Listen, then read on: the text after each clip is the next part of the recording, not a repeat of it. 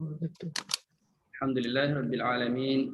Wassalatu wassalamu ala ashrafil anbiya wal mursalin wa ala alihi wa sahbihi ajma'in. Allahumma nawwir bi kitabika absarana washrah bihi sudurana wasta'mil bihi abdanana wa atlif bihi alsinatana wa qawwi bihi jananana wa asfiq fahmana وقو به عزمنا بحولك وقوتك فإنه لا حول ولا قوة إلا بك يا أرحم الراحمين رب اشرح لي صدري ويسر لي أمري واحلل عقدة من لساني يفقه قولي الحمد لله رب العالمين أما بعد Alhamdulillah, tamanya marilah kita sama-sama dapatkan syukur kita kehadrat Allah Subhanahu wa taala yang beri hidayah taufiknya kepada kita semua pada malam ni. Masih lagi dapat sama-sama bertemu di alam maya untuk kita sama-sama berkongsi ilmu berkenaan dengan Al-Quranul Karim yang kita bincangkan tentang usul riwayat Qulun daripada Imam Nafi'. Alhamdulillah, terima kasih kepada Datin yang merupakan pengurus kepada Qiraat Center, RH Qiraat Center yang mengaturkan program untuk kita pada malam ini, dan malam ini adalah sesi yang ke-7 ya. Sesi yang ke-7, tuan-tuan puan-puan semua, asatizah semua, muslimin muslimat bersama dengan ustaz dah kali yang ke-7. Ya, alhamdulillah. Betul kali yang ke-7. Jadi alhamdulillah hari ini 29 Mac 2021 dan kita telah pun berada bulan Syaban, dah lebih daripada separuh bulan Syaban, lebih sehari. Jadi tak lama lagi kita akan sambut bulan Ramadan insya-Allah. Sesi yang ke-7. Jadi insya-Allah untuk sesi yang ke-7 ini adalah kupasan tentang usul riwayat Qulun yang mana berbaki lagi sekali pertemuan selesai. Minggu depan insya-Allah sebelum Ramadan, jadi kita sempat habiskan usul riwayat Qulun minggu hadapan ya, insya-Allah. Untuk tajuk yang terakhir. Jadi malam ni daripada buku Wangian Syurga ini ada mungkin sempat 2 bab yang kita akan bincang malam ni. Dan sebelum daripada kita bincang usul riwayat Qulun, seperti biasa, tuan-tuan puan-puan semua, kita cuba bincang berkenaan dengan pengenalan qiraat, dan Ustaz bawa tajuk malam ni sebagai tambah maklumat kepada kita, saya bawa tajuk hubungan di antara Al-Quran dan qiraat. Di kebiasaan setiap sesi awal, Ustaz akan slot yang pertama kita akan bincang pasal ilmu qiraat, pengantar qiraat. Kita berkenalan tentang latar belakang pasal qiraat. Slot yang kedua baru kita bincang pasal usul atau kita sebut sebagai metodologi. Jadi topik ataupun tajuk yang ingin dikongsikan malam ini adalah berkenaan dengan hubungan di antara Al-Quran dan Al-Qiraat. Apa hubungan antara dua ni? Dua beradik ke, sepupu ke, saudara ke, ataupun hubungan jauh ke dan sebagainya, jiran sebelah rumah ke. Jadi kita akan tengok pandangan-pandangan ulama yang bincangkan pasal tajuk alaqah, hubungan. Hubungan antara Quran dan qiraat. Punya tajuk ini juga dibincang oleh ulama. Kemungkinan di sana ada yang mengatakan Quran ni lain, qiraat lain. Ada yang kata Quran qiraat ni benda yang sama. Jadi Ustaz bawa pandangan-pandangan ulama ya. Baik, dalam hal ini terdapat pandangan ulama yang mengatakan bahawa Al-Quran dan qiraat itu adalah berlainan. Bila sebut berlainan, Quran lain, qiraat lain. Antara satu sama lain tu. Ya, antara dua benda ni, Quran dan qiraat, dua perkara yang berlainan. Sebagaimana yang ditegaskan oleh Imam As-Suyuti. Imam Suyuti, dia sebut dalam kitabnya yang bernama Al-Itqan fi Ulumil Quran. Ni kitab ni berbincangan pasal ulum Quran. Ulum Quran tu maknanya pengantar ilmu Quran lah. pengantar kepada ilmu Al-Quran. Jadi buku ini kalau tak silap Ustaz dah ada yang terjemahnya dalam bahasa Melayu kita. Jadi Imam Suyuti dia masukkan, quotekan dalam buku dia tu, dia ambil daripada pendapat atau kata-kata Imam Az-Zarkashi daripada kitabnya Al-Burhan. Al-Burhan fi Ulumil Quran. Ni kitab-kitab yang besar lah ni berkaitan dengan ulum Quran. Kitab kita ini kalau kita buka kitab ni dia bincang pasal Quran lah, latar belakang pasal Quran. Kita kalau ngaji Quran terus baca Quran kan. Apa benda kaitan dengan kulit kepada Quran itu. Bincang pasal Quran tu maknanya apa, ayat-ayat yang disebut sebagai makiyahnya apa, madaniyahnya apa, nasakh mansuknya, cara penurunan Al-Qurannya macam mana, sebab-sebab penurunan Al-Quran, pengumpulan sejarah pengumpulan Quran. Jadi banyak lagi perkara-perkara, tajuk-tajuk yang dibincangkan dalam kitab yang bernama Ulumul Quran. Jadi pelbagai nama. Ya, ada Al-Itqan fi Ulumil Quran, ada Al-Burhan fi Ulumil Quran. Okey, dia kata apa? Dia kata Al-Quran sebagaimana yang telah disebut adalah wahyu daripada Allah Subhanahu wa taala. Ini kita maklum semua. Quran itu adalah wahyu daripada Allah, ia turun kepada Nabi kita Muhammad sallallahu alaihi wasallam.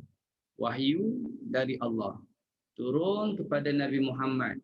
Siapa yang bawa? Jibril alaihi salam. Ya, secara beransur-ansur lah, ya, secara beransur-ansur. Ada yang diturunkan ayat-ayat panjang, diturunkan ayat-ayat pendek, dan Quran itu merupakan penerangan.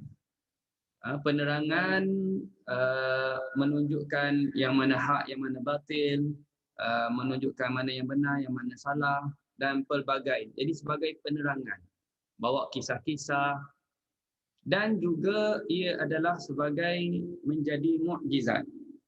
Yang ini pun kita maklum, mukjizat Nabi Muhammad yang terbesar ialah Al-Quran yang tidak mampu ditandingi oleh sesiapa pun, baik manusia ataupun jin, tak mampu untuk menandingi kehebatan, keagungan bahasa-bahasa Al-Quran.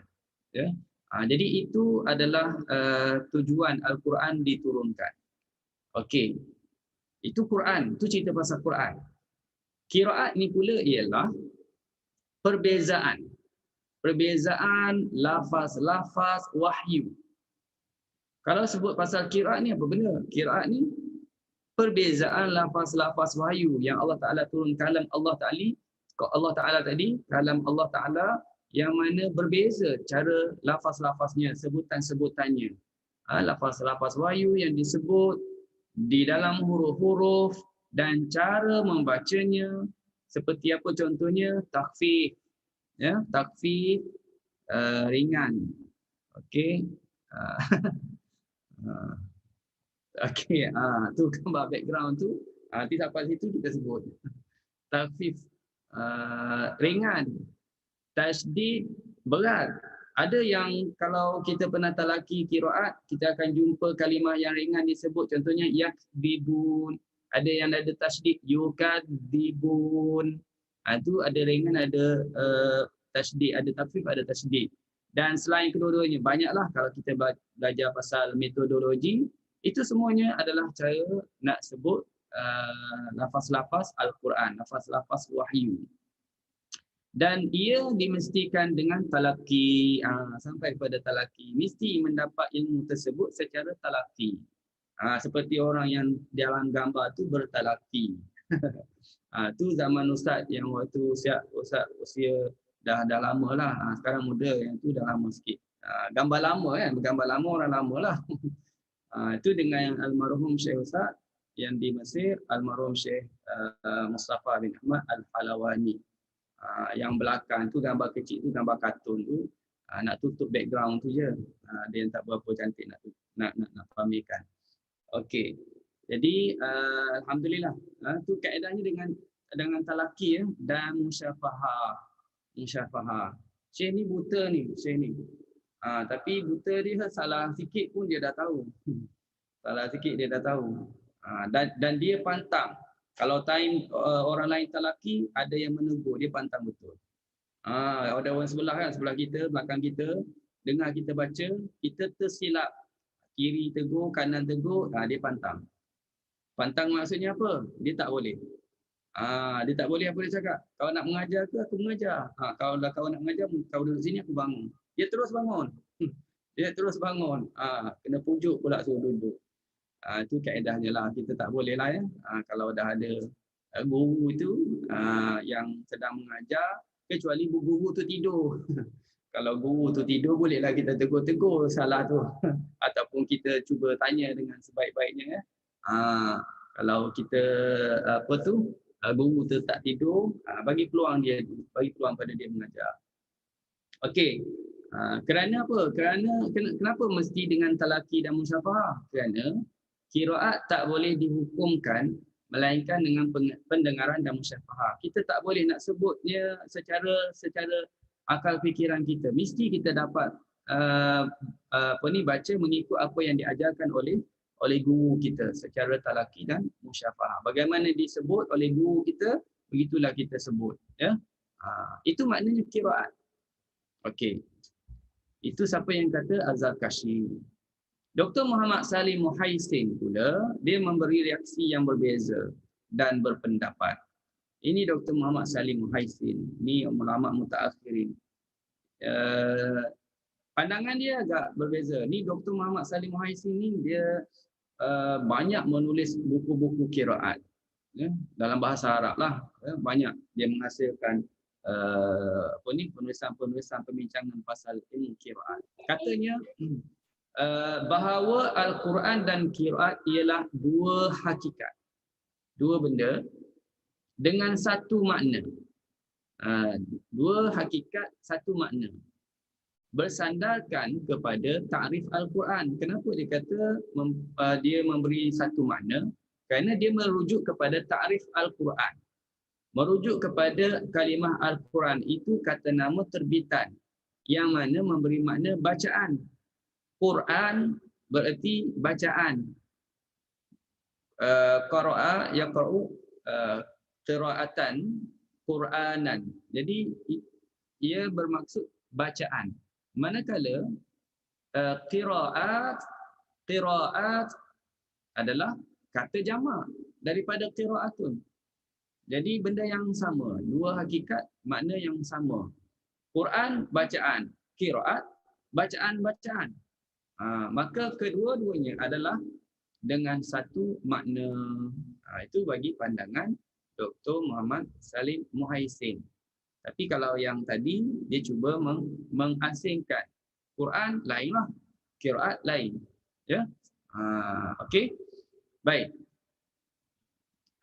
Ringkasnya yang ni sama. Kalau kita lihat pula sambungannya, dia bersandarkan juga kepada hadis-hadis di mana perintah Allah kepada Rasulnya agar baginda baca Al-Quran kepada umatnya atas 7 huruf. Dia nak kuatkan pendapat yang kata dua hakikat satu makna tadi, merujuk kepada hadis-hadis yang Allah Ta'ala perintah kepada Nabi baca Quran dengan 7 huruf. Ya.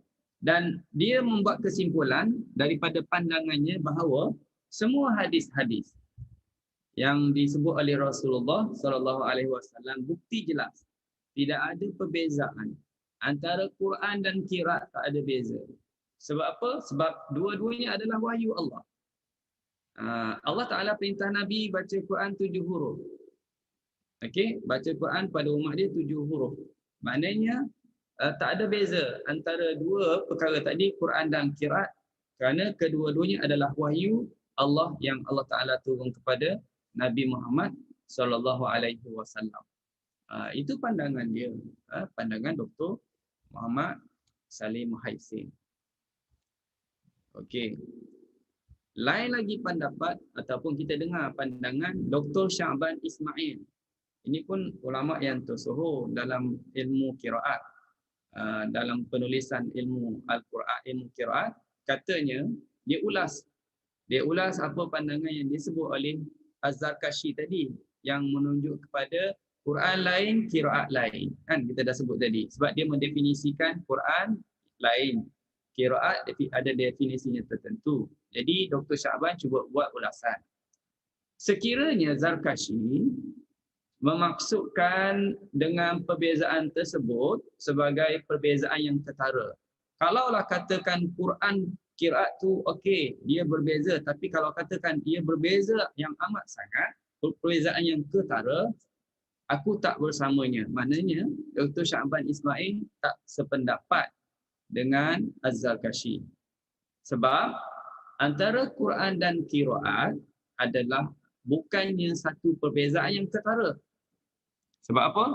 Qiraat sahihah, qiraat yang sah, yang betul, yang diterima oleh umat Islam adalah satu juzuk daripada Quran. Satu juzuk mana sebahagian daripada Al-Quran juga. Maka kedua-duanya, Quran dengan qiraat itu merupakan ikatan yang kukuh. Ada ikatan, ada kaitan yang kuat. Ya, seperti ikatan apa? Sebahagian dengan induk. Sebahagian dengan yang induk yang atasnya. Kalau kata Quran, ada pecahannya qiraat. Jadi ada kaitan juga, ada pertaliannya juga. Bukan kata dia adalah suatu yang terasing atau yang terpisah, yang jauh atau perbezaan yang amat ketara. Itu ulasan Dr. Syahban Ismail. Okey, lagi dia kata, panjang lagi. Boleh jadi ini maksud Zarkashi. Ini kita ambil maklumatlah apa yang pandangan ulama ya. Ustaz cuba share pada tuan-tuan semua. Boleh jadi ini maksud Zarkashi. Ini bagaimana ulama ya. Bagaimana ulama dia cukup beradab. Dia cukup bersopan dengan sesama mereka. Kamu ni tak betul. Salah pandangan kamu ni, teruk sangat, sesat, sesat barat dan sebagainya. Itu bukan cara dia. Dia ada lagi cara adab dia. Walaupun dia tak setuju dengan pandangan Zarkashi, dia akan sebut boleh jadi ini maksud Zarkashi. Dia nak cuba dekatkan dengan pandangan dia. Dia kata mungkin boleh jadi ini maksud Zarkashi. Dan aku tidaklah mengingkari kemasukan Al-Quran dengan qiraat. Aku tak ingkar nak katakan Quran dengan qiraat itu satu benda yang sama kerana ikatan antara keduanya terlalu kuat. Bukan nak tolak Quran lain, qiraat lain. Sebab apa? Ada ikatan antara duanya tu terlalu kuat. Sekalipun ada ikatan kukuh, walaupun ada kaitan yang kuat, tapi perbezaan tetap ada. Ini Dr. Syahban cuba bagi respon. Agak-agaknya ini maksud Imam Zarkashi. Yang kata Quran lain, yang kata qiraat lain tu sebenarnya dia bukan bermaksud perbezaan yang ketara, tetapi tetap ada perbezaan, sekalipun ada ikatan, tapi perbezaan itu tetap ada. Kalau nak katakan ada kaitan, tapi ada juga perbezaan. Dengan makna setiap daripada keduanya berbeza dengan yang lain. Okey? Dan ikatan yang terjadi antara dua-duanya itu tidaklah menjadikannya sesuatu yang sama. Walaupun ada ikatan, persaudaraan lah misalnya, tapi tetap berbeza. Mungkin perbezaan dari sudut apa, kalau kita kata saudara, bukanlah kata satu badan yang sama, tak. Tetapi dua badan yang berbeza tapi tetap ada kaitan. Maka Al-Quran ni hanyalah susunan kalimah-kalimah dan lafaz-lafaznya. Qiraat pula hanyalah lafaz dan tuturannya, penuturannya macam mana, sebutannya macam mana. Jadi perbezaan antara ini dan itu adalah jelas dan nyata. Maknanya Quran hanyalah satu susunan kalimah-kalimah, ayat-ayat, surah, juzuk habis sampai 30 juzuk ya, dan lafaz-lafaznya. Kalau qiraat pula hanyalah dari segi lafaz-lafaz dan cara sebutannya. Ya, kalau ada kalimah saja tak dilafaz, tak jadi apa-apa juga. Maknanya ada kalimah, ada lafaz. Yang lafaz itu adalah qiraat, yang tertulis itu adalah baratnya sebagai Quran. Jadi tetap ada kaitan tetapi bukan benda yang yang sama. Itu sebagai ulasan Dr. Syaban. Jadi tak mungkin dan qiraat dua hakikat yang sama. Dia ulas lagi Quran dan qiraat ni tak mungkin benda yang sama. Sebab qiraat dengan pelbagai yang jenis tidaklah meliputi kalimah-kalimah Al-Quran semuanya. Kalau kita katakan qiraat dengan bermacam-macam jenisnya, dia taklah meliputi kalimah Quran semuanya. Bukan setiap patah Quran itu semuanya ada qiraat. Tak. Bahkan terdapat pada setengah lafaz saja. Kalau kita tengok Fatihah, Maliki Yaumiddin, itu yang berubah. Bismillahirrahmanirrahim tak ubah, Alhamdulillahirabbil alamin tak ubah, Ar-Rahmanirrahim tak ubah. Maliki Yaumiddin, Maliki. Ada yang Maliki, ada yang Maliki. Kan? Lagi ihdinas siratal mustaqim, huruf kalimah as-sirata. Maknanya lafaz tengah-tengah lafaz sahaja. Maka bagaimana nak dikatakan dua perkara itu hakikat yang satu? Tak boleh. Ya, ini nak cuba sebut bahawasanya Quran dan qiraat ni tak boleh nak dikatakan hakikat yang sama. Okey, itu satu, poin satu. Poin yang kedua, dikatakan takrif qiraat dikemukakan meliputi qiraat mutawatir yang sahih dan juga syadzah. Bila definisikan qiraat, ia merangkumi qiraat yang mutawatir, yang sahih dan juga yang syadzah. Ulama ni semuanya bersepakat tak sah kalau kita baca Quran dengan qiraat syadzah. Tak boleh kita dalam solat kita baca qiraat syadzah. Tak sah solat kita.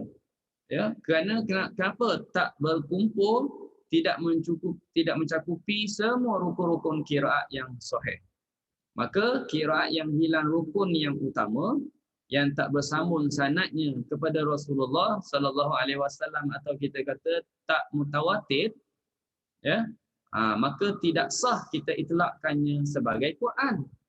Kalau katakan qiraat yang syadzah, kita tak boleh nak kata dia adalah Quran, tak boleh. Sebab dia bukan termasuk dalam ayat-ayat Al-Quran yang boleh dibaca dalam solat. Tak boleh. Jadi sebab itu dia tak boleh dikatakan dua hakikat yang sama. Okey.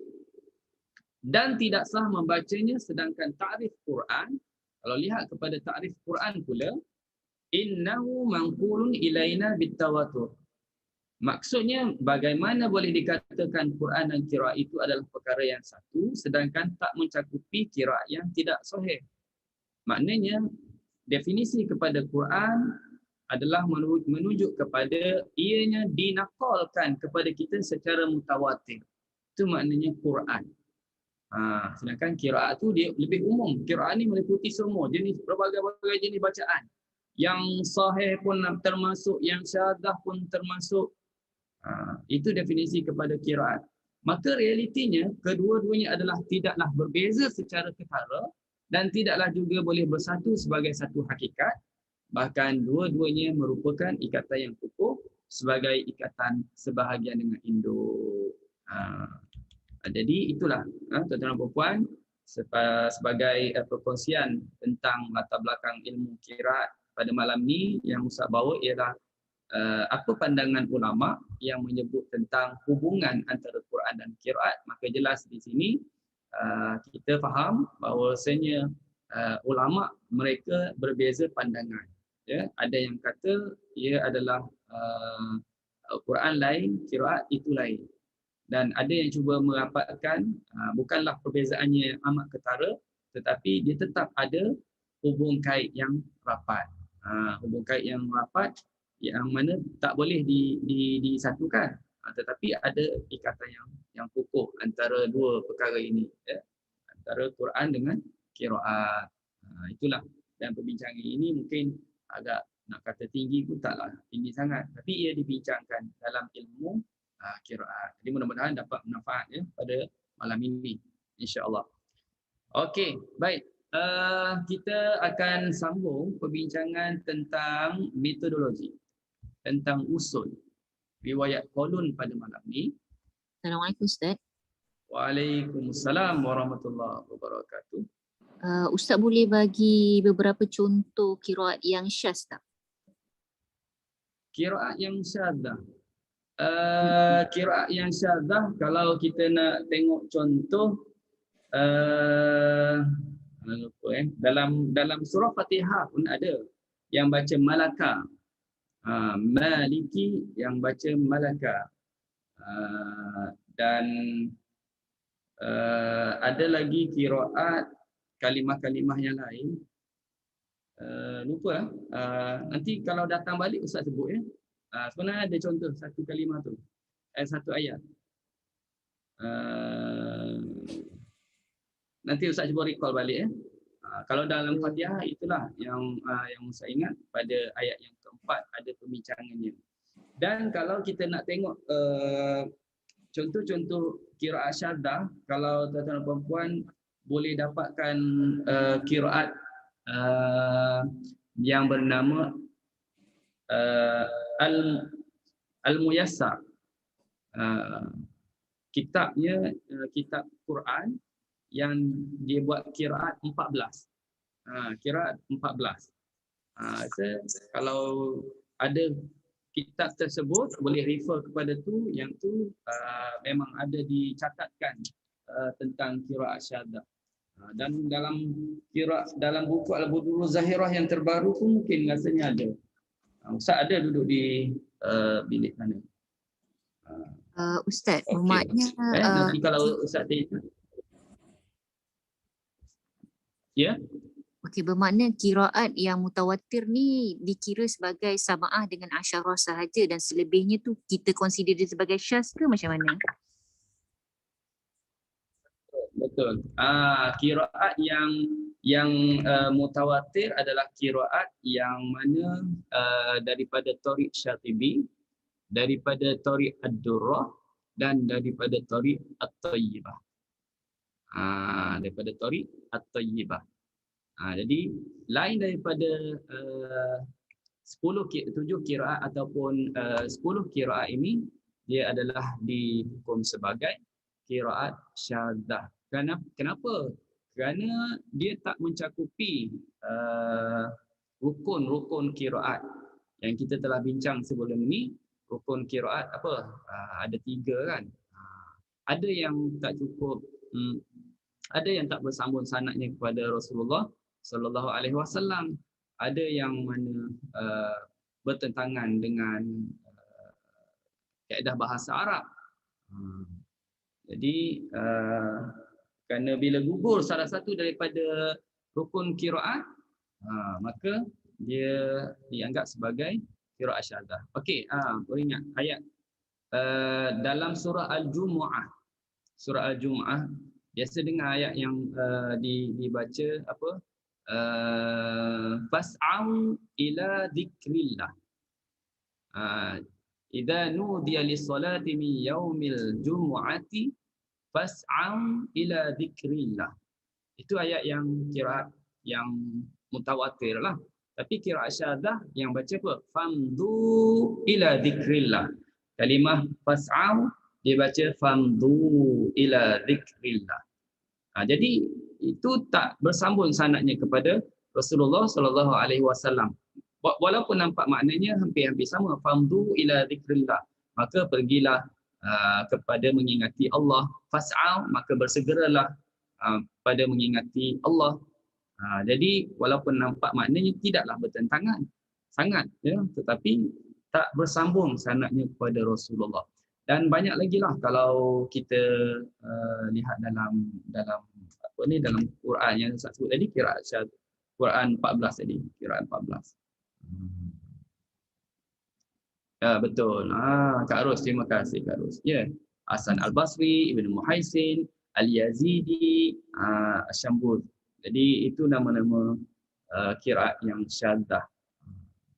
Jadi kalau dapat belajar yang itu lagi hebatlah. Tapi kenapa kalau dia tak mutawatir Ustaz, tapi kenapa kita dikeluarkan juga ya? Kenapa dikeluarkan juga? Kenapa maksud macam dikeluarkan juga tu? Maksudnya dibincangkan jugalah, dimasukkan sebagai, yalah ada yang mengkajinya jugalah. Dibincangkan juga sebab dia adalah ilmu juga. dibincangkan sekurang-kurangnya kita tahu ini qiraat syadzah. Kita bincang yang tak betul supaya kita tahu itu tak betul. Jadi dengan di situ dia lagi meyakinkan kita yang ni adalah yang betul. Kalau orang bawa lagi yang lain, yang syadzah tu kita dah tahu, oh ini dah dibincang dalam qiraat syadzah. Seperti kita kata hadis-hadis yang maudhu', hadis-hadis yang dhaif, hadis-hadis yang mana tidak sahih, kenapa dibincangkan juga? Tujuannya kita nak tahu. Kalau contohnya hadis yang maudhu' khususnya, kenapa dibincangkan ataupun disebarkan? Hadis maudhu' itu kena tujuan. Atas tujuannya untuk memberi tahu, mengkhabarkan ia adalah maudhu'. Tapi kalau tujuan macam hadis, kalau kita cerita tanpa kita memberi ulasan ini adalah hadis maudhu', itu tak boleh. Seolah-olah kita telah menyebarkan sesuatu yang dusta kepada Nabi kita Muhammad sallallahu alaihi wasallam. Tapi diterangkan, disebarkan dan dijelaskan ini adalah hadis maudhu'. Kenapa buat gitu? Kita nak orang-orang betul-betul tahu yang ni tak boleh pakai hadis ni. Jadi qiraat syadzah dibincangkan juga sebab untuk ilmu lah. Ya, ilmu. Tapi untuk beramal tak boleh. Nak beramal tu tak boleh dalam bacaan lah, dalam bacaan ibadat solat kita tak boleh. Tak sah solat. Ya. Okey ya. Baik. Kalau ada lagi boleh tanya. Kita tengok yang ke-9, bab naqal. Ya, bab naqal.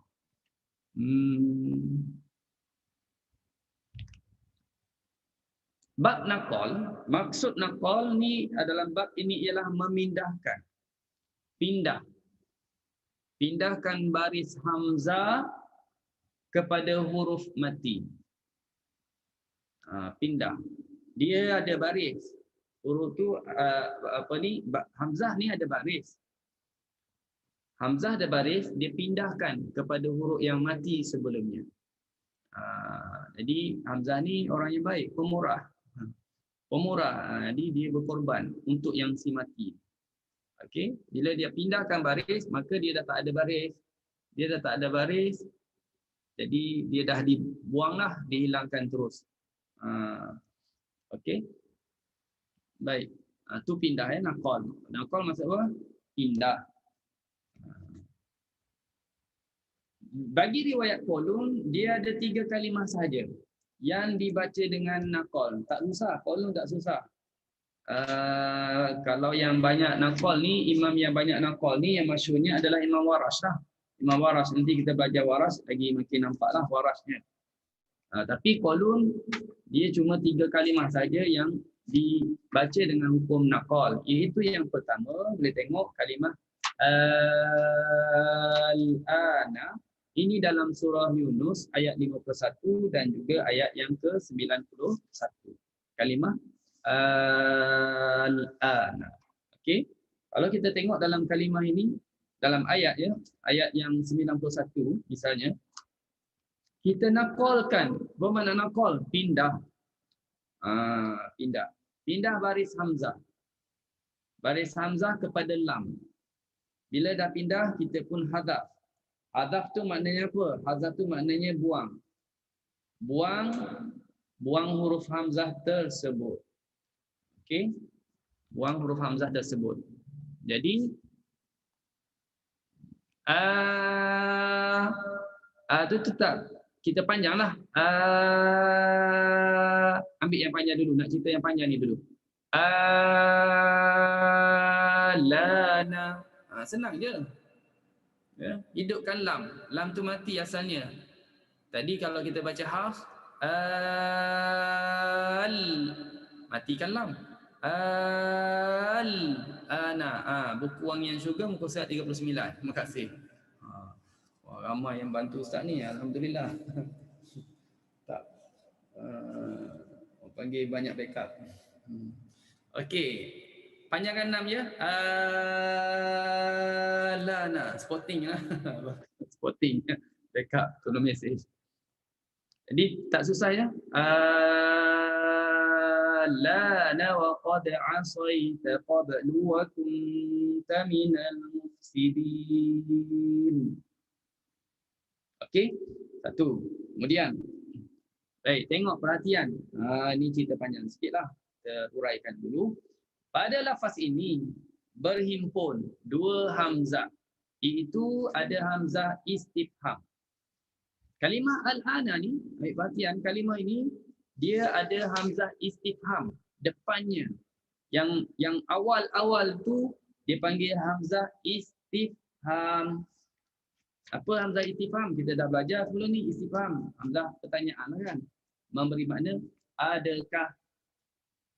Dan selepas daripada hamzah istifham, ada hamzah wasal. Ada istifham, ada wasal. Hamzah wasal selepas istifham yang ada kepala sod atasnya. Ya. Ulama qurra khilaf cara sebutannya. Ulama dia khilaf, berbeza cara bacaannya. Setengah daripada mereka ibdal. Ibdal maknanya apa? Tukar. Tukarkan hamzah wasal yang kepala sod tu, tukarkan hamzah wasal jadi huruf mad. Jadi alif. Jadi alif. Jadi kalau kita tengok yang ni. Okey, nampak tak? Ada alif. Ada alif. Ini. Yang alif ni. Mana kepala sod? Sod tu dah hilang lah. Sebab dia kata kena tukar. Tukarkan jadi mad, jadi alif. Dia sebenarnya sepatutnya ada hamzah wasal. Sepatutnya ada kepala sod atas alif. Tetapi dia telah ditukar menjadi huruf mad, iaitu alif. Maka hilanglah kepala sod tu, tinggal alif. Dan diletakkan tanda panjang kerana nak menunjukkan bacaannya 6 harakat. Okey, ini adalah setengah qira'. Okey.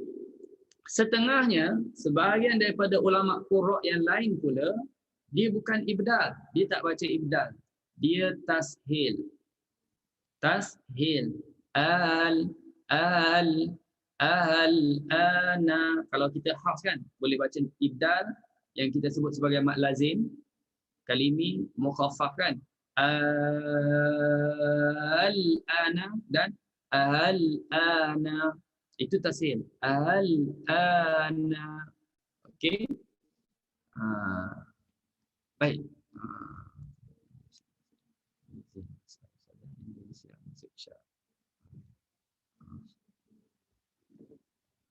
Okey, silakan. Silakan. Apabila diibdalkan kepada mad, maka dipanjangkan hamzah istifham 6 harakat. Kalau kita dah baca ibdal kepada mad, maka kita panjangkan hamzah istifham 6 harakat. Macam sebut tadilah. Kenapa? Disebabkan terjadinya dua sakin, dua huruf mati. Ada alif mati, lam mati. Bila ada dua mati, maka itu yang menjadikan panjang mad itu 6 harakat. Hanya kan 6 harakat. Okey. Macam ni. Nampak tak? Asalnya begini. Hamzah wasal. Tukarkan jadi alif. Panjangkan 6 harakat. Dan Imam Qalun pindahkan bari hamzah, bagikan kepada lam. Ya, panjangkan 6 harakat. Baik. Manakala bagi wajah tashil, hamzah istifham tak boleh dimatkan. Tak, jangan panjangkan. Jangan panjang al-an, tak boleh. Terus saja. Al-an. Alana. Alana. Dua wajah tersebut boleh dibaca semua qurra'. Dua wajah yang mana? Ibdal boleh, tashil pun boleh. Cuma hafz tetap matikan lam. Qalun dah hidupkan lam kerana hukum naqal. Okey? Baik. Ustaz, Ya. boleh ulang balik macam mana bunyi tashil tu tak? Sebab saya macam dengar ke ha. Boleh. Al-ana, al-ana, al-ana. Okey, itu tashil. Kalau ha, ana, ana, itu ha. Bila kita dah rasa sampai ke pangkal halqum, ana, itu ha. Al-ana, itu kita lalu je. Al-ana, alana, alana. Tu belum sampai ha. Mana antara dua lah, antara bunyi ha dengan hamzah. Ada yang bagi definisikan begitu nak mudah faham. Kita sebut tu hamzah pun bukan, huruf ha pun bukan. Kalau hampir-hampir macam ha, itu yang dikatakan tashil. Kalau dah betul-betul jadi ha, itu dah bukan tashil lagi. Itu dah tukar jadi ha. Kalau kata macam dengar seakan-akan ha, seakan-akan ha. Jadi belum ha lagi. Maka itu tashil. Macam Ustaz buat contoh sebelum ni kan. Baik, baik. Itu tashil. Daun, daun. Itu tashil. Kalau kata baik, baik. Dahun, dahun. Itu dah bukan tashil lagi. Itu dah Clear ha. tukar jadi huruf ha. Boleh? Kita sebut tu kita lalu itu. Senang je. Ya, tashil. Ustaz, Sebab boleh ha dengarkan ni, ya. Boleh dengarkan saya punya tashil saya tu salah atau betul tak? Kejap Ustaz kena volume Ustaz. Okey, cuba.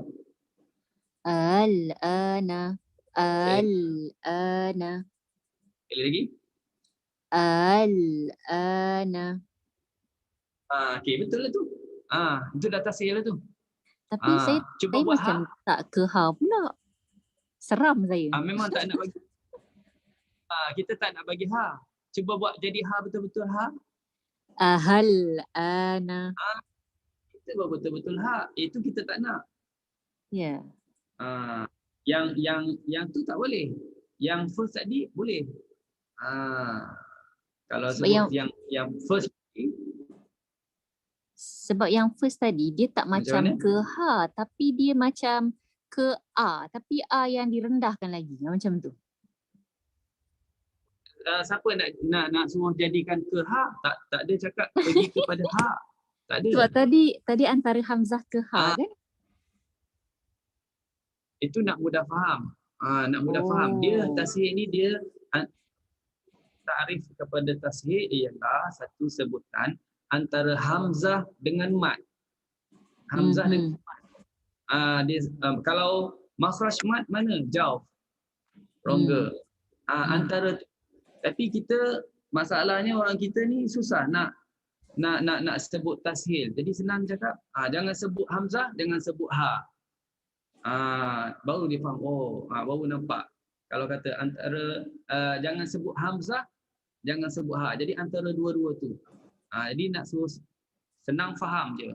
Tapi ada juga Ustaz pernah terbaca dalam buku, tapi tak ingat buku Arab juga, ada yang mentarifkan kepada tashil itu sendiri, tapi ini agak gharib lah, agak terasing lah pada definisi tashilnya antara hamzah dengan ha. Ada yang sebut begitu. Tapi kebanyakan dalam buku-buku tajwid dalam mentarifkan tashil itu satu sebutan antara hamzah dengan huruf mad. Alif, waw, ya. Jadi antara tu. Boleh. Jadi jangan fikir saya sebut tak macam pergi ha pun. Siapa yang suruh pergi ha? Tak perlu pun pergi ha. Ya. Okey. Boleh. Okey Ustaz, terima kasih banyak. Okay, sama. Baik. Dua wajah ni boleh bagi semua qurra. Apa dua wajah ni? Ibdal boleh, tashil pun boleh. Ditambah satu lagi. Ditambah satu wajah lagi bagi riwayat kolom pada lafaz ini, iaitu dibaca dengan qas. Qas apa makna? Qas tu maknanya 2 harakat pendek. Pendek hamzah istifham bila diibdalkan kepada alif. Jadi kita baca pendek je, 2 harakat je. Alana. Yang awal tadi panjang 6. Alana itu 6. Yang ni boleh 2. Alana. Bermakna berapa wajah? 3 wajah. Bagi siapa? Bagi Qalun. Kalau hafs kita berapa? Hafs kita 2 saja. Ibdal, tashil. Qalun boleh 3. Ibdal 6 harakat. Ibdal 2 harakat. Tashil. Boleh 3 wajah. Baik. Selesai. Itu yang pertama. Baca mana dulu Ustaz? Ya. Baca yang mana dulu? Wajah mana? Oh, wajah mana dulu? Baca wajah ibdal dulu. Ibdal. Ibdal dulu. Ibdal 2 ke 6? Baca ibdal 6 dulu. 6. Lepas tu 2 harakat. Lepas tu tashil. Tapi tak kisah pun. Dua dulu pun tak ada masalah. Tapi kalau merujuk kepada Al-Qurannya, dia lebih raikan kepada 6 harakat. Ya? Ni wajah-wajah ikhtiari, wajah boleh pilih. Okey. Terus kita pergi kalimah yang kedua.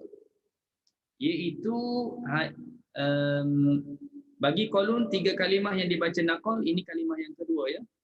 Ada, ini surah An-Najmi. Kalau hafs kita akan baca macam mana? Adanil ula. Adanil ula ayat 50. Ayatnya wa annahu ahlaka adanil ula. Itu dah maklumlah rasanya, semua dah tahu cara bacaan hafs macam mana kan? Hidupkan nun baris di bawah. Nun itu daripada nun tanwin. Baik, kita tengok Qalun macam mana. Qalun dia naqalkan. Makna naqal ialah pindah baris hamzah kepada lam. Kita pindahkan baris hamzah kepada lam,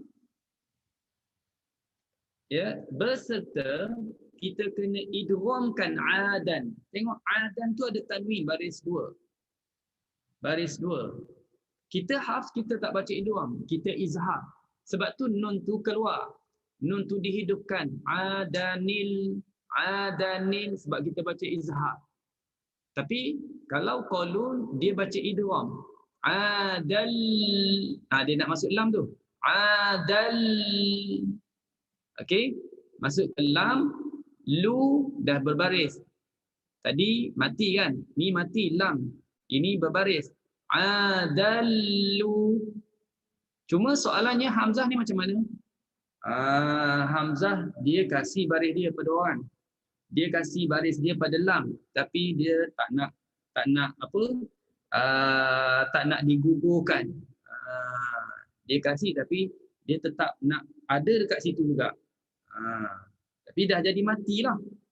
Dia jadi mati. Kerana dia dah tak ada baris, dia dah bagi pada lam, dia jadi mati. Adallu la. Adallu la. Ya. Adallu la. Maksudnya tak susahnya nak baca.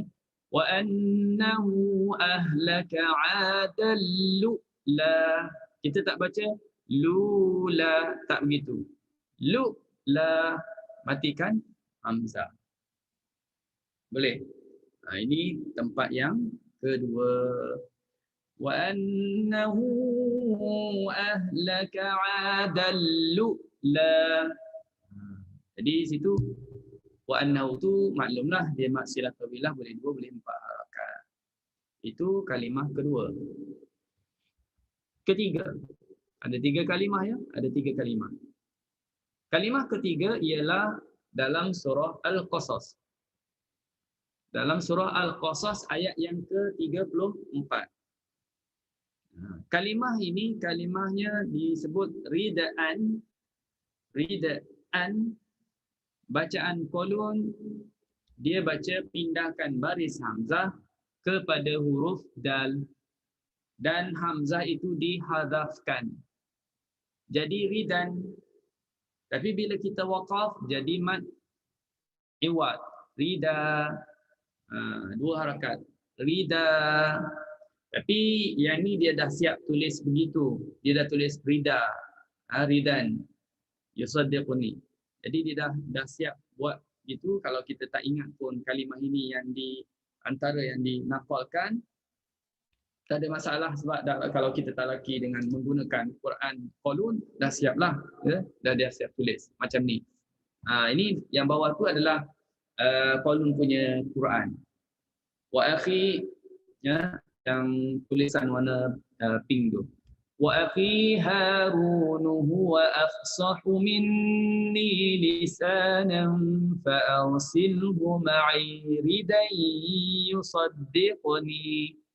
Ridan yusaddiquni. Kalau berhenti, fa'arsilhu ma'i rida. Itu kalau kita waqaf. Okey. Senang je yang ini. Baik, habis tentang apa? Hukum bab yang kita bincang tadi, naqal, pindah baris. Okey, senang je. Kalau waras tu panjang ceritanya. Okey, baik. Terusnya yang ke-10. Bab al-izhar dan al-idgham. Bab izhar dan idgham. Kalau yang dah pernah ikuti yang qiraat hamzah, kita pun juga dah bincang izhar dan idgham. Ceritanya hampir sama. Dalam bab ini akan dijelaskan bahagian-bahagian yang dibaca dengan izhar. Izhar maknanya jelas, nyata, terang, dan bahagian dibaca dengan idgham, memasukkan huruf pertama dalam huruf kedua. Bagi riwayat Qalun berbeza dengan riwayat Hafs. Kita hanya bincang yang berbeza sahaja. Manakala tempat-tempat yang tak dibahaskan di sini, yang kita tak ceritakan di sini, ia menunjukkan bacaan Qalun tempat tersebut sama seperti riwayat Hafs. Jadi pembincangannya tak panjang kerana banyaknya adalah sama. Hanya tempat tertentu atau keadaan tertentu sahaja yang berbeza antara Qalun dengan Hafs. Okey. Baik, pertama. Dalam surah Al-A'raf ayat 176. فَمَثَلُهُ كَمَثَلِ الْكَلْبِ إِنْ تَحْمِلْ عَلَيْهِ يَلْهَثْ أَوْ تَتْرُكْهُ يَلْهَثْ. Tiba-tiba ada sabdu dekat tu, tak tahu kenapa ada problem apa. Muka surat 41. Kalau nak rujuk kepada buku Ustaz Wangian Syurga, boleh tengok muka surat 41. Okey. Kita biasa berhenti kan pada yalhas, abaikan tanda sabdu tu, ada nampak ada sabdu tengah-tengah tu, sabdu tak tahu tiba-tiba terkeluar situ. Abaikannya tu. Okey, baik. Okey, silakan. Au tatrukhu yalhas, bila berhenti tak ada masalah. Kita berhenti yalhas, kita matikan sa, yalhas. Dzalika mathalul qaumil ladzina kazzabu biayatina. Okey, kalau kita ini surah Al-A'raf. Tuan-tuan, kalau buka Quran surah Al-A'raf boleh tengok di halaman yang ke muka surat apa ni, ayat yang ke 176. Okey, halaman yang ke 173. Akan jumpalah 173 di situ.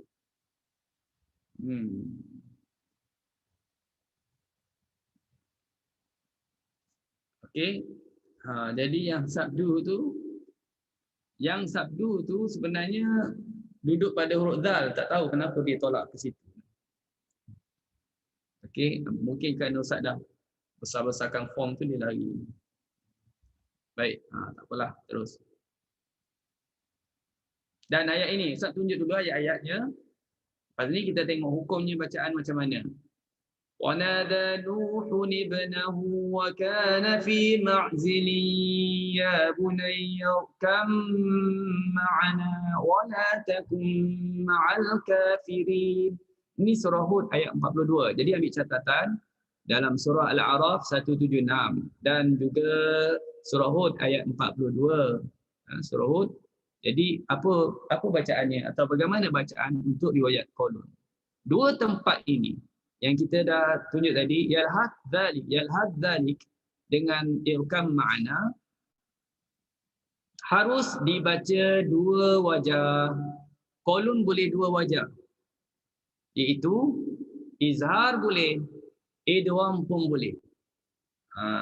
Kalau kita baca qaulun, nak izhar pun betul, idgham pun betul. Jadi kalau baca tak sengaja dengan izhar, betul juga. Kalau baca tak sengaja dengan idgham, betul juga. Itu kalau baca qaulun. Tapi kalau baca hafs, baca dengan izhar di sini surah Hud, salah.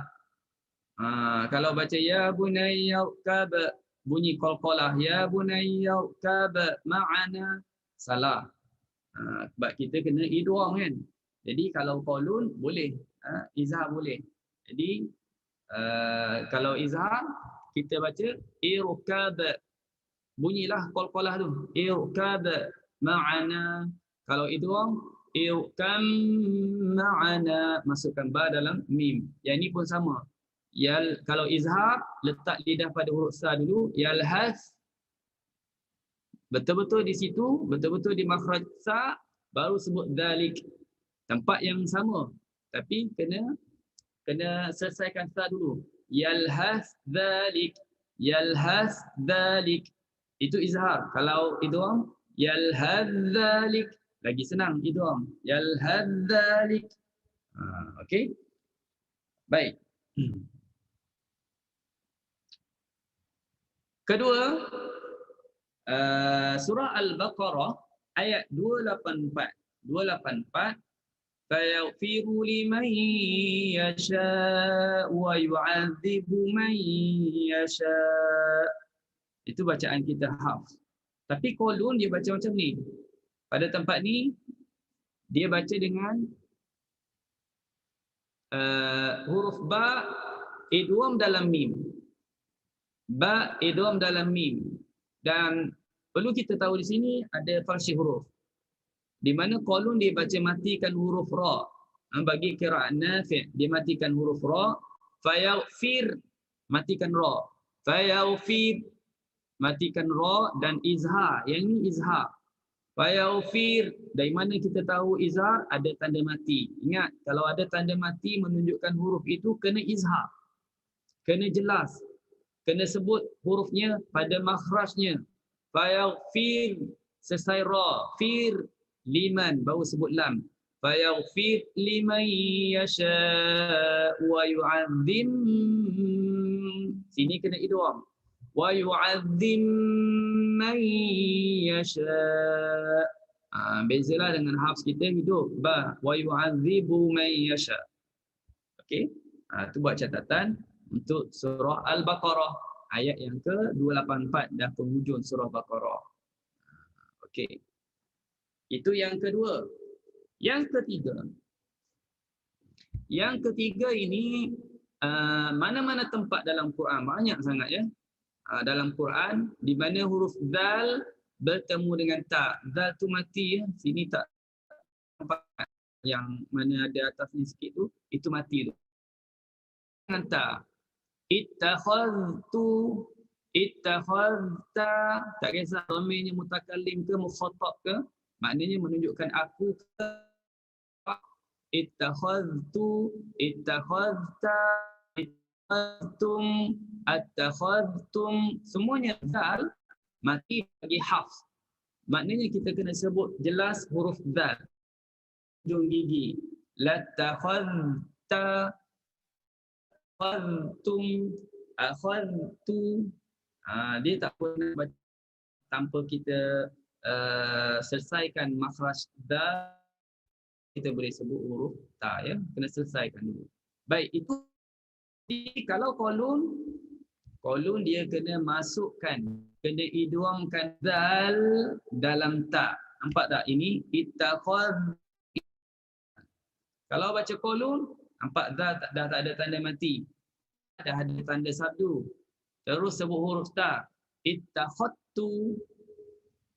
Ittakhadtu. Ini lagi senanglah rasanya. Kalau kita ambil contoh yang ni, ittakhadtu, ittakhatta, ittakhadtum, attakhadtum, lattakhatta, afattakhattum, akhadtu. Semua senang je. Kita terus sebut, fokus kepada, tuju terus kepada huruf ta.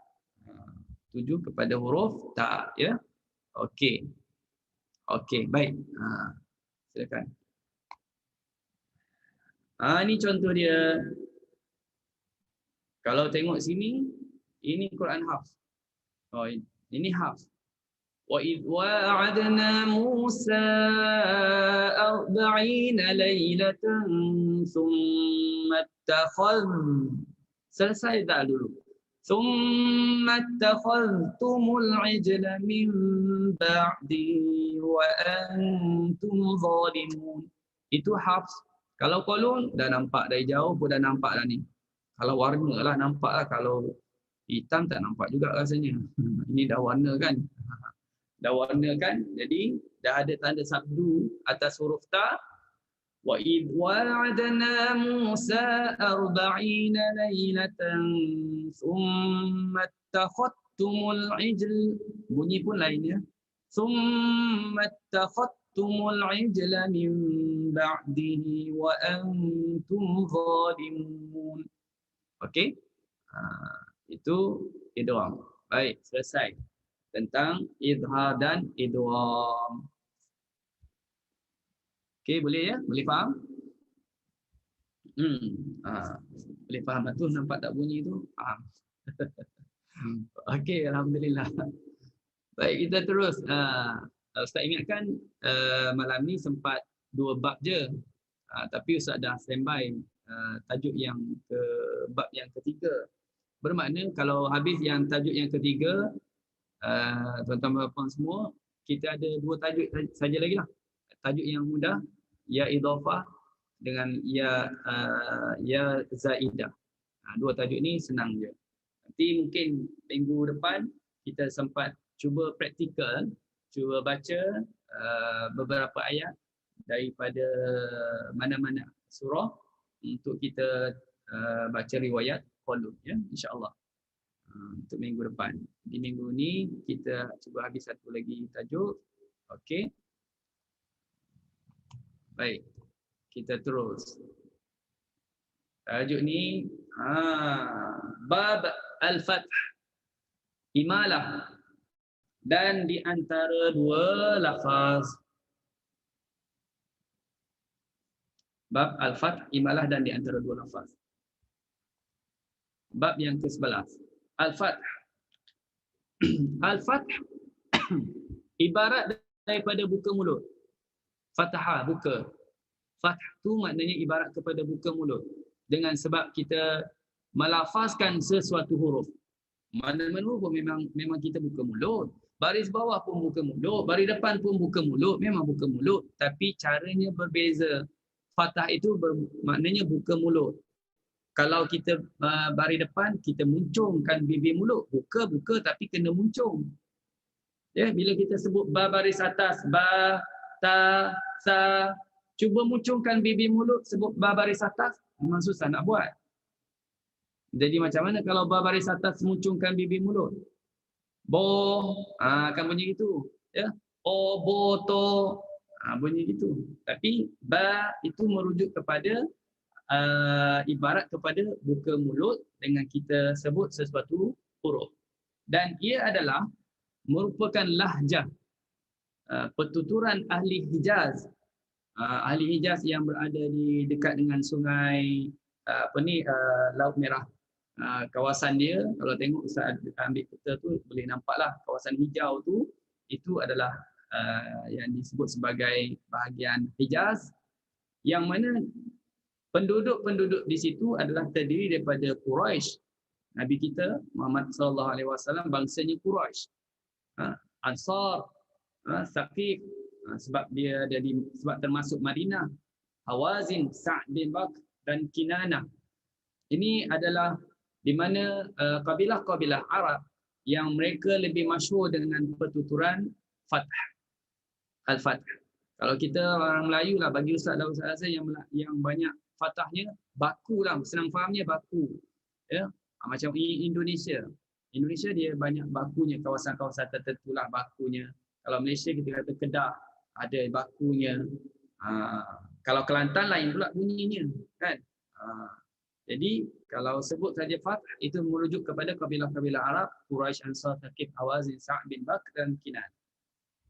Okey. Imalah pula maksudnya condong. Imalah condong. Nampak pokok kelapa tu condong sujud nak ambil ke bawah dah tu, nak sampai ke laut dah tu. Condong. Ya, ibaratnya begitulah imalahnya.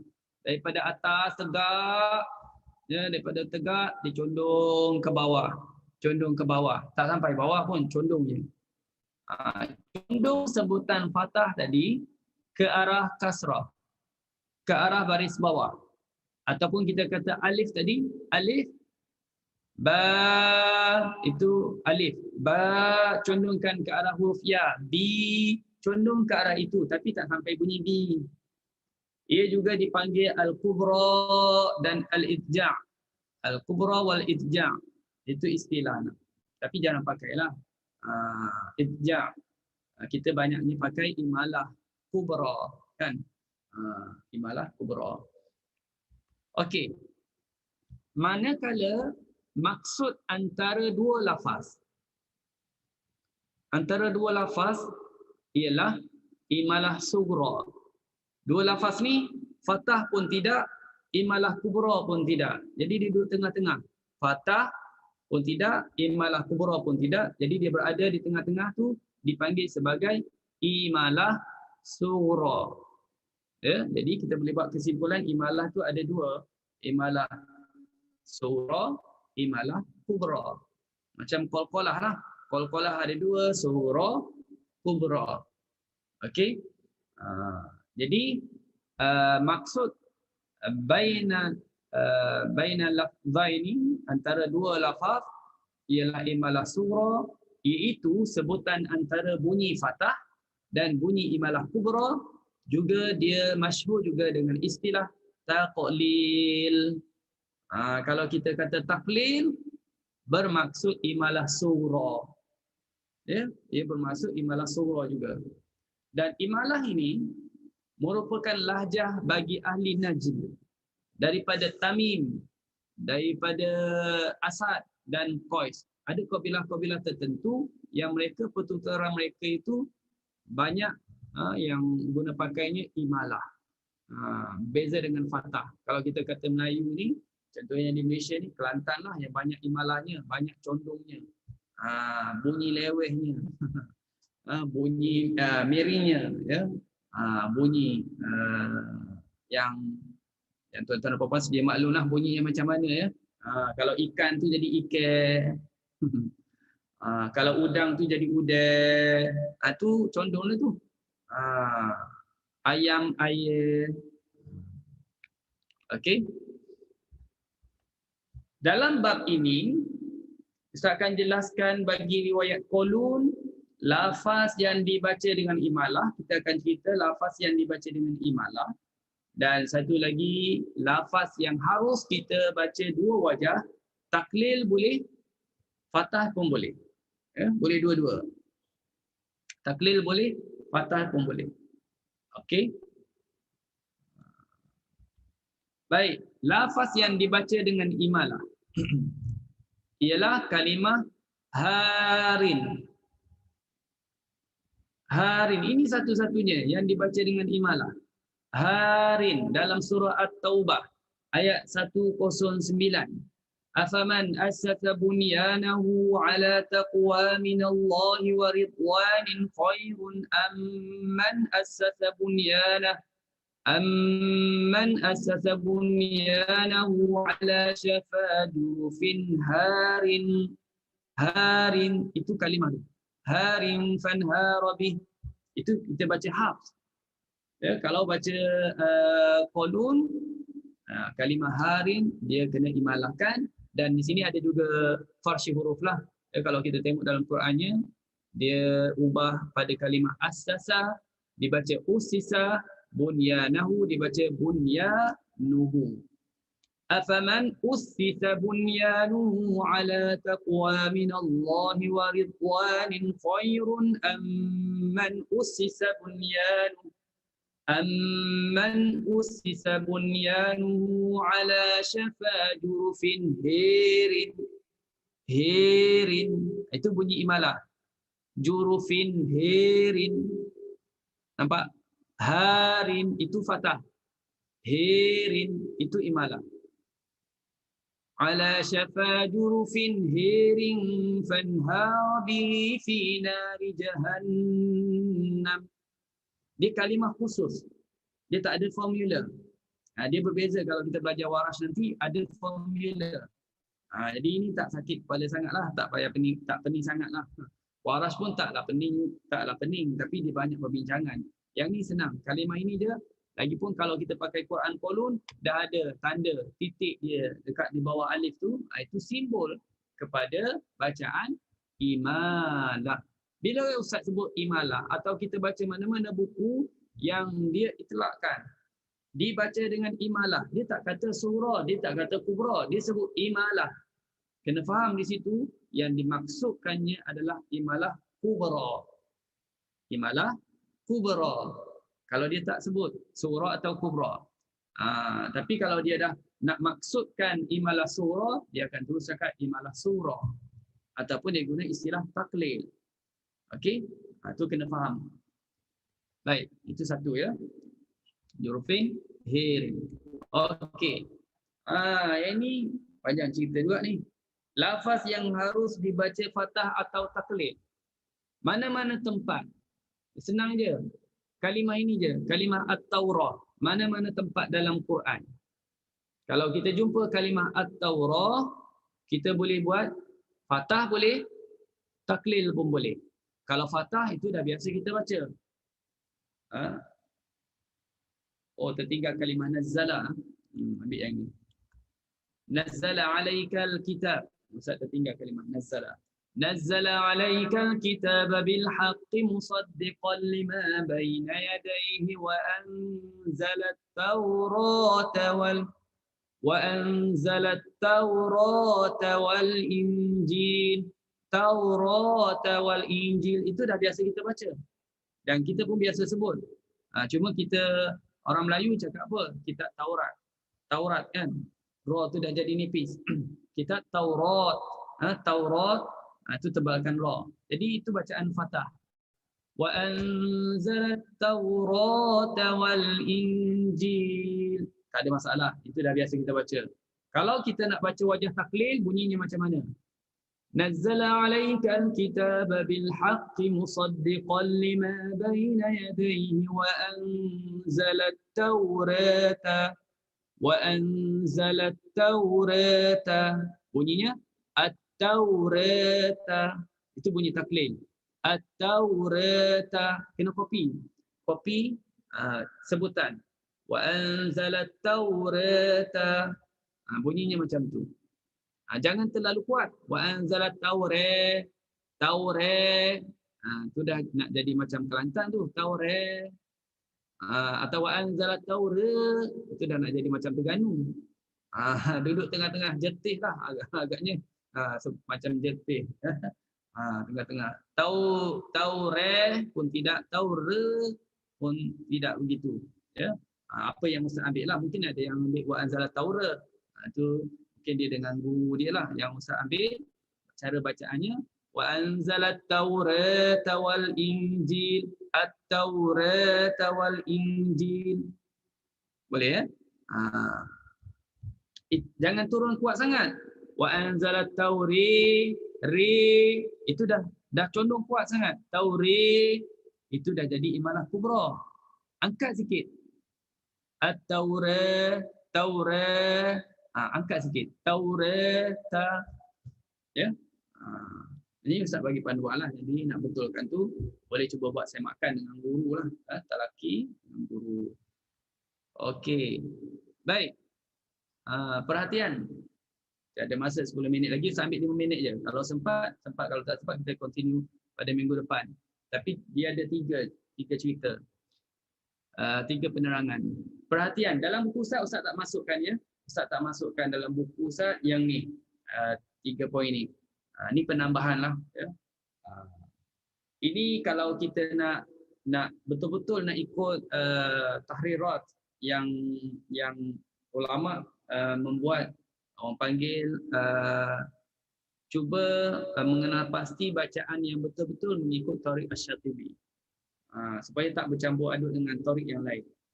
Jadi ada kaedahnya. Walaupun ada juga yang mana umum tentang kalimah Taurah. Isunya ialah macam ni. Kalau dalam ayat dia ada mim jamak, dia ada mak munfasil, dia ada kalimah Taurah, ada 3 benda.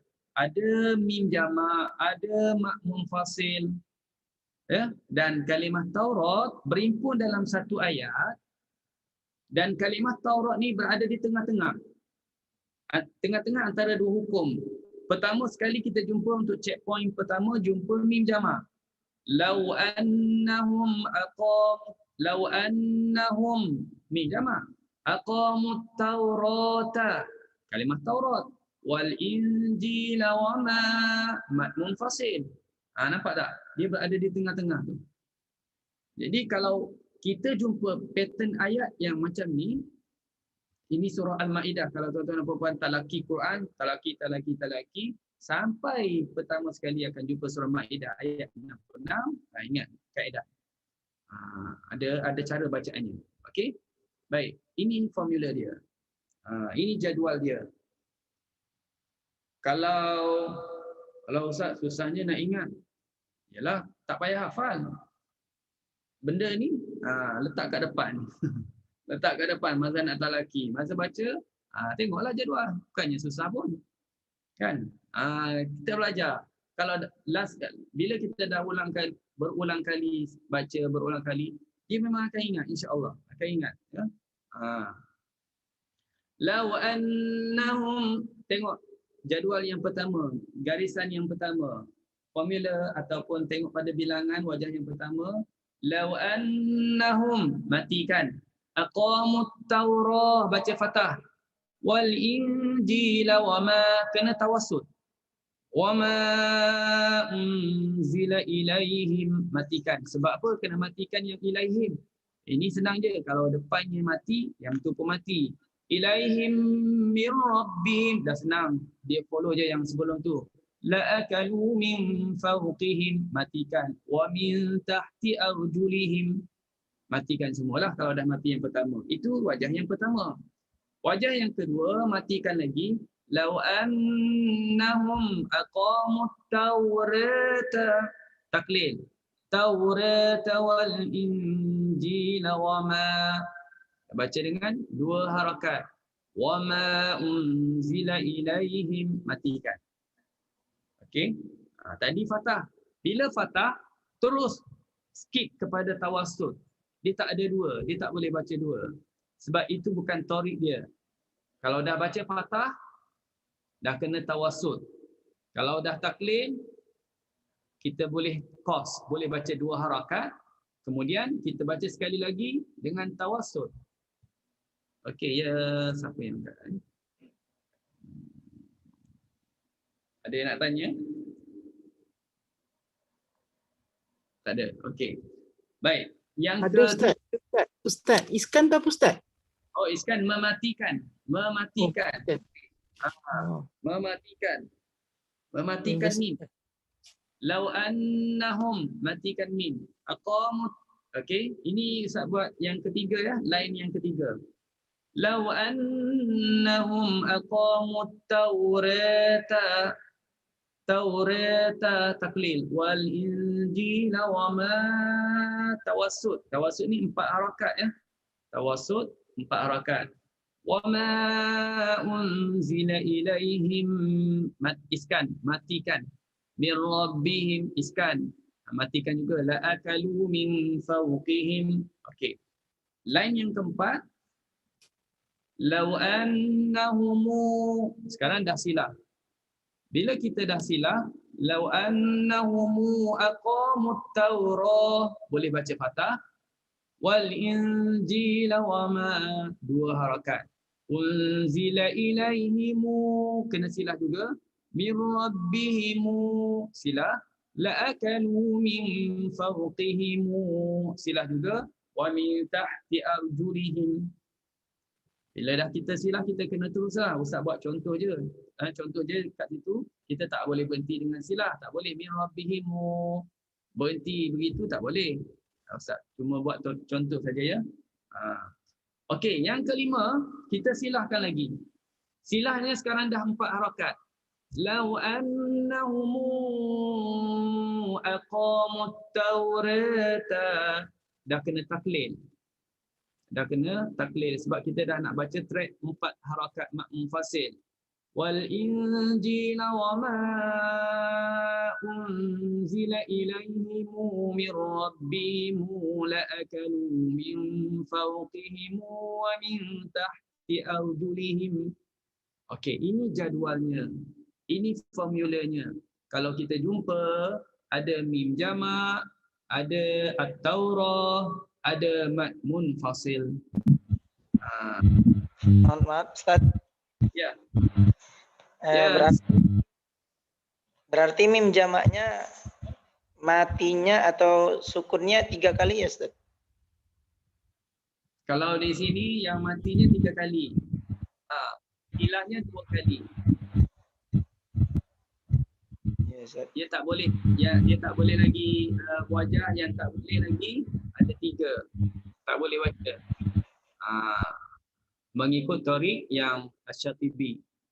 Contohnya yang pertama iskan. Yang pertama iskan, matikan mim, fathah atau roh, dia tak boleh baca qas. Dia kena terus skip kepada tawassul. Okey? Kalau kita baca taklil pada taurah, dia boleh. Qas boleh, tawassul pun boleh. Kalau silah masa baca fathah at-taurah, dia tak boleh tawassul. Masa baca taklil, dia tak boleh qas.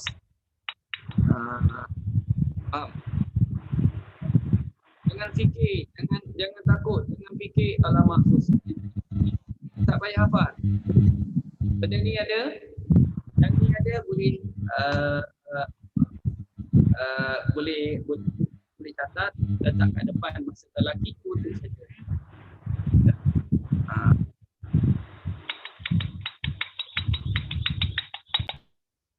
Baik. Boleh ya? Okey. Ini satu pattern lah. Yang pertama. Ada 3 pattern lagi, tapi manakala masa dah habis, Ustaz stop dekat sini. Ada 2 lagi, yang ni 2, nanti kita tengok balik, tak nak laju-laju. Sebab minggu depan kita banyak masa, sebab tajuk yang akan dibincangkan adalah tajuk yang senang, berkenaan dengan ya idhafah dengan ya zaidah, ya, insya-Allah.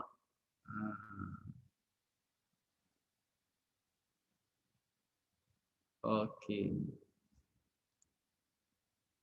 Baik. Kita habis itu.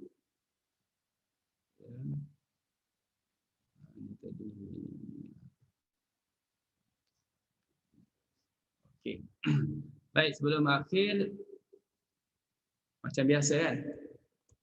Reza, kita macam biasa kan? Ke malam ni luar biasa? Macam biasa kan? Macam biasa maksudnya yang inilah. Ini macam biasa kan? Betul Kak Liza? Kak Lina? Kak Ros?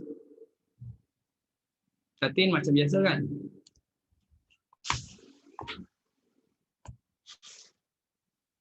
Ya Ustaz, macam biasa. Okey, nak dengar suara Kak Tin je. Okey, baik. Kita ada 2 soalan ya. Ada 2 soalan dan soalan ini mudah-mudah kita bagi macam biasa juga bagi peluang kepada yang belum menjawab untuk mereka jawab. Jadi lagi lama program kita, nampaknya semua akan dapatlah hadiah. InsyaAllah. Baik. Soalan yang pertamanya ialah okey, apakah yang dimaksudkan dengan naqal dan sebutkan satu kalimah dibaca naqal bagi kolon. Angkat tangan ya, angkat tangan. Betul Kasu. Kasu ya baik daripada Singapura. Maksud nakal tu dipindahkan Ustaz. Pindahkan apa? Pindahkan barisnya. Berpindah baris. Tu tak Ustaz? Pindahkan baris apa? Baris, komplitkan. Baris apa nak kena pindah? Baris hamzahnya pada huruf mati yang terletak sebelumnya. Okey, tu baru komplit. Kalau sebut pindah nanti confuse, pindah rumah. Boleh jadi pindah rumah. Pindah tempat kerja boleh jadi juga kan. Pindah baris hamzah. Okey, apa kalimahnya? Kalau hafaz dibaca dengan al-ana, tapi dia dibaca dengan qalun membacanya dengan alana Ustaz. Nak dengan 6 harakat. Okey, itu contoh satu kalimah yang dibaca dengan naqal, iaitu dalam surah Yunus kan, kalimah alana dibaca alana. Okey, alhamdulillah, tahniah kepada Kak Su telah dapat jawab soalan yang memang senang je. Senang memang nak suruh jawab pun. Okey, itu selesai soalan pertama. Soalan yang kedua ditulisnya begini, bukan berbunyi, ditulis. Okey. Angkat tangan. Macam mana nak hilangkan?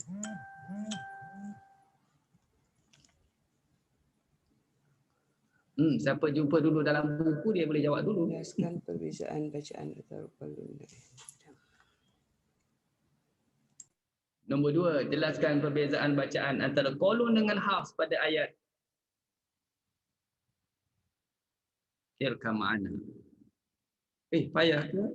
Rasa macam senang je ni. Sebab ada dalam buku. Ataupun tak ada buku, ada dalam nota yang disalin tadi.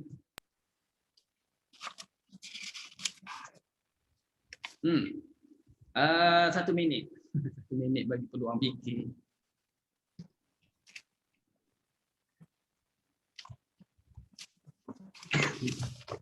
Ustaz.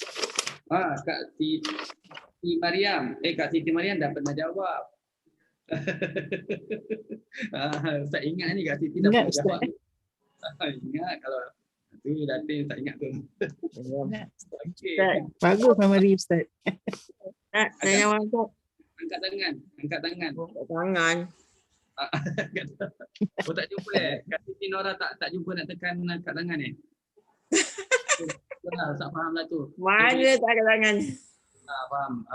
Okeylah, jawablah Kak Siti Nora. Dibaca dengan diizharkan dan diidghamkan. Diizharkan dan diidghamkan, siapa tu? Nak tahu perbezaan, kena sebut kolonnya macam mana. Perbezaan kena baca ke? Bukan. Maksud Ustaz, kolonnya macam mana? Apa yang hukum dia? Hafnya apa hukumnya? Kolon diizharkan. Izharkan saja ke? Izhar dan izhar dan idgham. Izhar dan idgham maknanya 2 wajah lah kolon. Ada wajah. Kalau hafs idgham kan saja. Idgham. Kalau idgham bunyinya macam mana Kak Siti? Idgham ya. Ini. Ya. Irkam. Irkam. Irkam. Irkam apa? Sambunglah. Irkam ma'ana. Irkam ma'ana. Masukkan ba dalam ini. Maknanya perbezaannya ialah kolon boleh 2 wajah. Haf hanya 1 wajah. Kolun izhar boleh, idgham boleh. Kolun izhar boleh, idgham boleh. Haf hanya satu saja, iaitu idgham. Okey, tahniah kepada Kak Siti Nora binti Sulaiman. Wah, komplit dia tulis nama di Zoom. Alhamdulillah. Pertama. Okey, alhamdulillah, tahniah kepada dua pemenang kita pada malam ni yang dapat jawab dua soalan kuis tadi. Pertama Kak Su Subia Baing daripada Singapura dan yang kedua Kak Siti Nora daripada mana? Daripada Selangor. Kelang. Daripada Kelang. Alhamdulillah. Okey, orang dekat ada, orang jauh pun ada. Jadi selesai kita malam ni perbincangan kita tentang dua bab tadi. Pertama tentang naqal, kemudian masuk izhar idgham, lepas tu kita masuk tentang fathah, imalah dan juga taklid. Yang ada berbaki lagi dua poin yang insya-Allah akan dibincangkan pada minggu hadapan, dan minggu depan sekali lagi saya sebut adalah bentangan yang terakhir untuk riwayat Qadun, riwayat Qadun, dan seterusnya minggu yang satu lagi kita dah berpuasa. Tengok akan dibincangkan mana waktu yang sesuai, sama ada nak berehat panjang untuk bulan Ramadan atau nak continue akan diubahkan waktu yang lain, akan dimaklumkan pada minggu hadapan, ya, insya-Allah.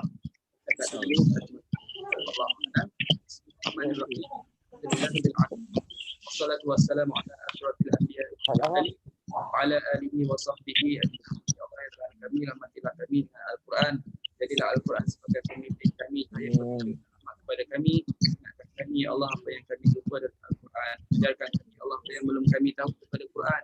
Berilah kami kekuatan dapat baca Quran, dapat mengajar Quran sepanjang malam dan siang. Jadikan Al-Quran kepada kami ya Allah. Wassallallahu ala Muhammad wa ala alihi wasallam. Alhamdulillahirabbil alamin. Wassalamualaikum warahmatullahi wabarakatuh. Waalaikumsalam warahmatullahi wabarakatuh. Syukran Ustaz. Terima kasih Terima kasih Ustaz. Assalamualaikum Ustaz. Assalamualaikum.